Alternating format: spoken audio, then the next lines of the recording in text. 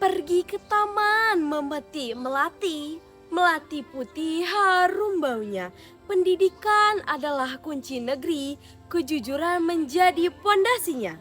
Assalamualaikum warahmatullahi wabarakatuh. Shalom, Om Swastiastu, Namo Buddhaya, dan salam kebajikan. Perkenalkan, saya Dina Rahmayanti, kelas 12 dari SMA Negeri 1 Lubuk Dalam. Pernahkah kita melihat teman yang mendapatkan nilai bagus, tetapi sebenarnya bukan dia yang mengerjakan tugasnya?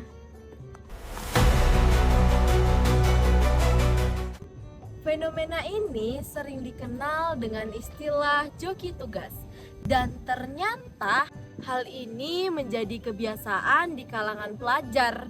Melihat kondisi tersebut, saya tertarik mengambil isu pendidikan di lingkungan sekitar saya. Di sini saya akan menjawab 3 pertanyaan, yaitu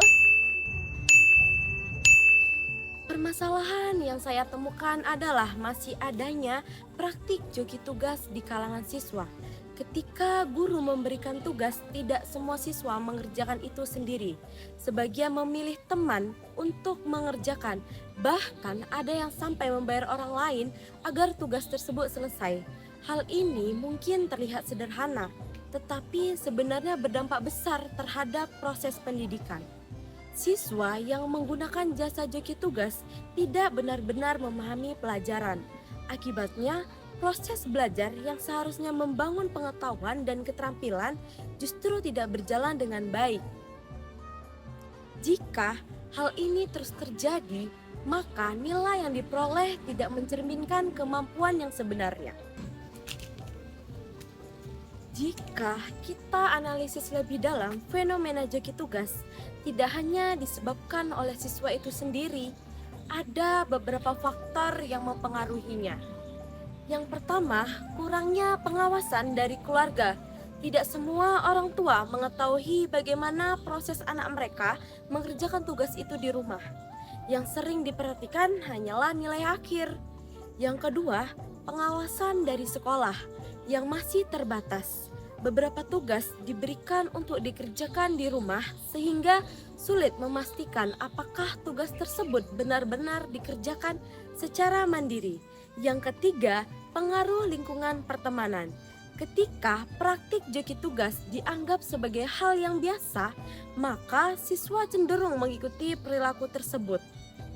Jika kondisi ini dibiarkan, maka dapat menimbulkan budaya akademik yang tidak sehat, di mana siswa memilih jalan yang instan dibandingkan dengan kejujuran. Untuk mengatasi permasalahan ini, diperlukan sinergi antara keluarga dan sekolah. Yang pertama, orang tua perlu lebih aktif memantau proses belajar anak di rumah, bukan hanya melihat hasil nilai yang diperoleh. Yang kedua, sekolah dapat merancang tugas yang lebih berbasis proses, seperti diskusi, presentasi, atau proyek kelompok sehingga siswa benar-benar memahami materi yang dipelajari. Yang ketiga, penting bagi sekolah untuk menanamkan nilai kejujuran akademik dan integrasi kepada siswa sejak dini.